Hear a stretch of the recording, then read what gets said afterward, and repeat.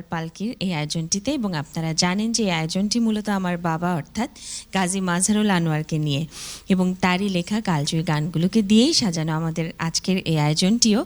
এবং আমার বাবার লেখা গানগুলো আজ আমরা শুনবো আমাদের তরুণ প্রজন্মের অত্যন্ত জনপ্রিয় এবং আমার তো অত্যন্ত পছন্দের দুটি কণ্ঠে।